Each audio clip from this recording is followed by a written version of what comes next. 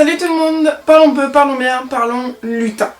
Oui, aujourd'hui nous allons parler lutin suite à un partenariat que j'ai adoré avec l'auteur Renaud Maric qui m'a fait parvenir sa trilogie pour jeunes, je dirais plus pour les 10-11 ans, et je me suis éclatée. Ce sont des livres magnifiques. Donc voici le tome 1. Ils sont trop beaux, ils sont vraiment trop beaux, c'est des tout petits livres. Il n'y a rien à dire, le tome 2 pour moi c'est le préféré au niveau des couleurs. C'est tout simplement magnifique. Et le tome 3, qui d'après ce que j'ai compris est sorti il y a pas longtemps. Alors pour la petite histoire de cette petite trilogie, ce sont donc des lutins qui dans chaque tome qui provoquent des accidents.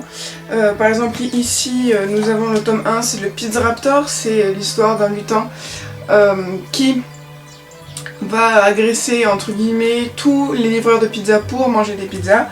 Le tome 2 c'est Bug le Gnome qui dans la grosse cité, c'est comme ça que la ville est appelée, va provoquer des interférences dans tout ce qui est informatique, électronique, etc. Donc du coup ça va créer un vrai désastre. Et dans le tome 3, c'est les lutins noirs, les 3 petits lutins qui vont foutre un peu le bordel, mais pour une bonne raison, c'était pour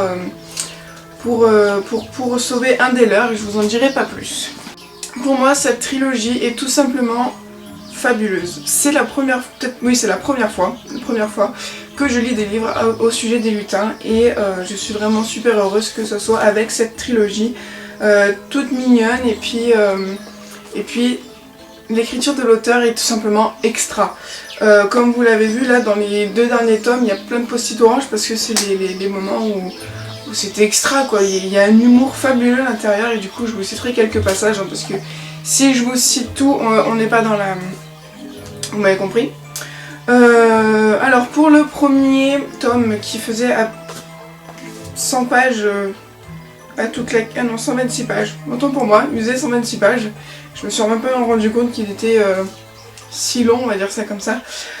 Oui, donc 126 pages, et donc c'est le tome introductif où on va plus découvrir le personnage de Gustave, donc le policier qui va s'occuper des histoires qui regroupent les lutins, on va dire ça comme ça, parce que il va beaucoup interférer dans la situation, dans le déroulement de la situation.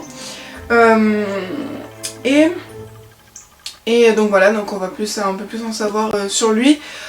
L'histoire des lutins aussi, on va beaucoup en apprendre. C'est là aussi qu'on va rencontrer pour la première fois le professeur B à l'université d'Oniri.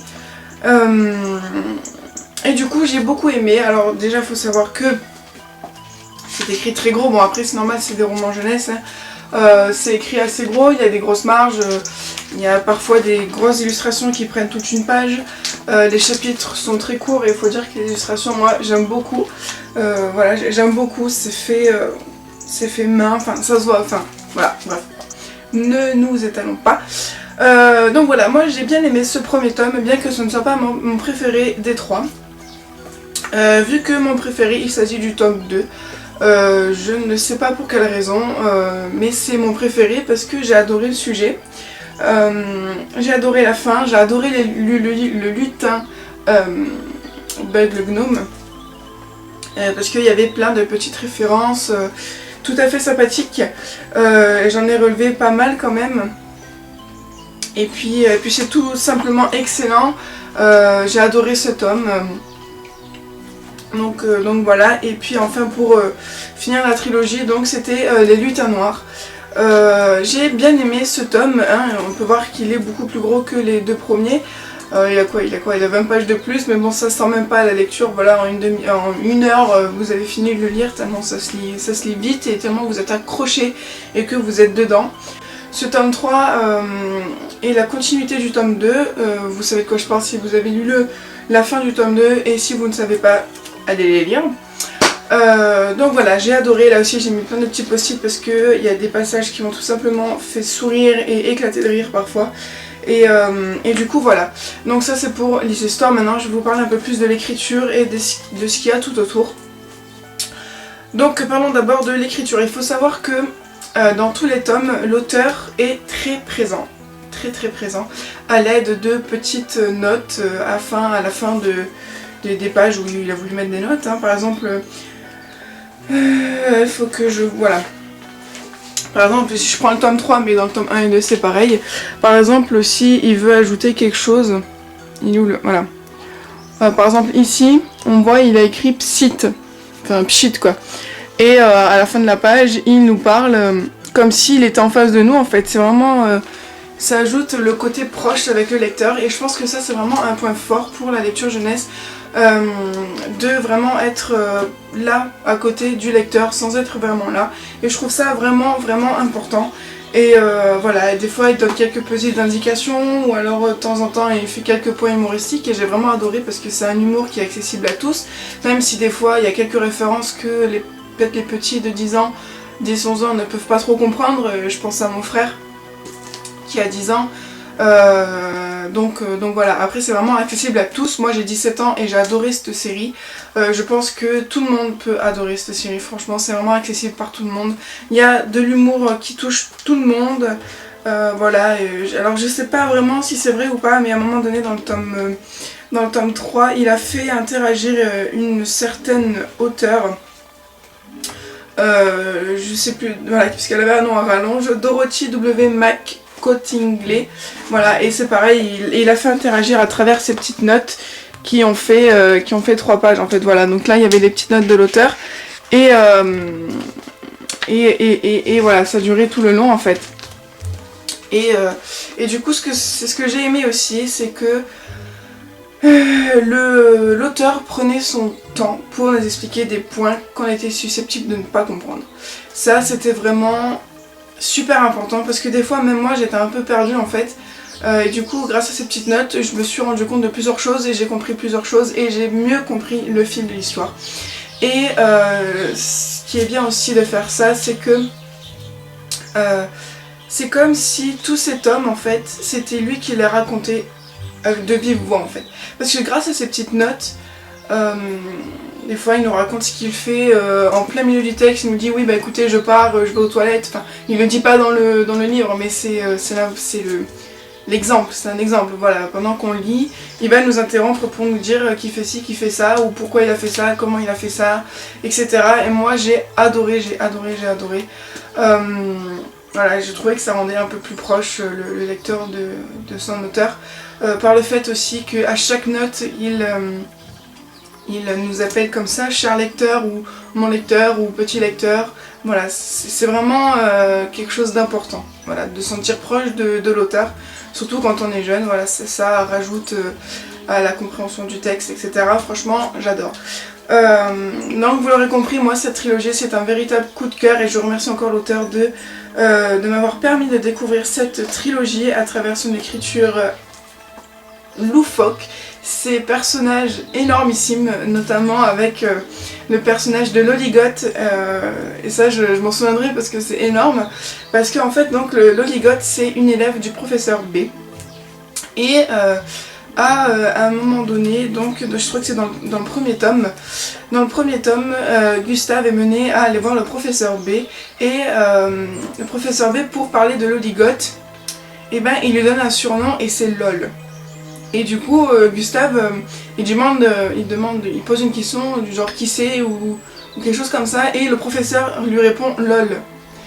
Et du coup Gustave il s'est retrouvé un peu bête quand il a dit mais pourquoi il me dit ça, ou alors il répond oui mais c'est pas drôle, quelque chose comme ça. C'est ce genre d'humour qui me fait éclater en fait, parce que c'est tellement fin que c'est super marrant quoi, il faut vraiment chercher. Voilà, et puis le fait aussi que ces histoires se passent dans un monde futuriste et que toutes les enseignes, je saurais pas comment vous expliquer. J'ai trouvé le passage où il expliquait, donc c'est dans le tome 1, page 8 au cas où, donc il est marqué cher lecteur, tu penses peut-être qu'il n'est pas possible qu'un commissariat porte un nom aussi ridicule que Addy Night. Tu te trompes, notre histoire se passe dans un futur où, pour raison d'économie budgétaire, les commissariats sont désormais sponsorisés par de grandes marques comme les équipes de football. Et n'oublie pas avec Adinaï que le sport c'est toujours le pied. Et voilà, et dans chaque bouquin il y a toujours des choses comme ça en fait, où chaque enseigne a un nom de marque, bon revisité hein, évidemment, avec un slogan mais totalement hallucinant, super marrant. Voilà, ça me fait éclater du rire hein, carrément, et du coup voilà, franchement c'est carrément un coup de cœur. Je savais pas comment vous dire, et du coup j'aimerais vraiment que mon petit frère puisse les lire, mais il n'aime pas la lecture, du coup ça risque un peu d'être compliqué, mais voilà, ça parle aussi de rêve, enfin c'est énorme, et voilà, moi il m'a mis des étoiles plein les yeux, carrément, et du coup voilà, je suis en train de refeuilleter les livres, et du coup voilà, je vais vous citer quelques passages qui m'ont fait bien rigoler pour terminer cette vidéo, pour pas qu'elle soit trop longue. Voilà, par exemple, là dans le tome 2, il y a un passage d'une note de l'auteur où il dit: évidemment Gustave ne comprend rien, il croit qu'on lui parle de Bozo le clown, le dessin animé préféré de sa mère, un truc antédiluvien qui ne ferait même pas rire un lapin crétin. Voilà, et comment ne pas sourire avec des notes comme ça, quoi, c'est impossible. Voilà, par exemple, j'en ai une autre aussi, pareil, dans le 3e tome, où dans la note d'auteur, il dit désolé pour le côté un peu décousu de ce passage, mais je viens de retrouver le fil du récit. Et bien sûr, il a fallu que cette nouille de Gustave se prenne les pieds dedans. Voilà, c'est tout simplement magnifique. C'est magnifique d'avoir un humour comme ça, et je sais que moi, si ça me fait rire, ça fera rire aussi les jeunes, parce que c'est totalement formidable, quoi. Et du coup voilà, je vous conseille fortement cette magnifique trilogie. Je vous mettrai le lien du site des lutins urbains, puisque dans chaque fin de tome, c'est ça que j'ai failli oublier de vous dire, il y a vraiment une visite de Katia. Puisque j'ai oublié de vous dire qu'à chaque fin de tome, il y a une page où vous avez une redirection vers le lien donc, du site du livre, où vous pouvez avoir votre diplôme en luthinologie. Voilà. Et c'est comme ça à chaque fin de tome. Et je trouve ça vraiment... Je parle mais vous ne me voyez pas.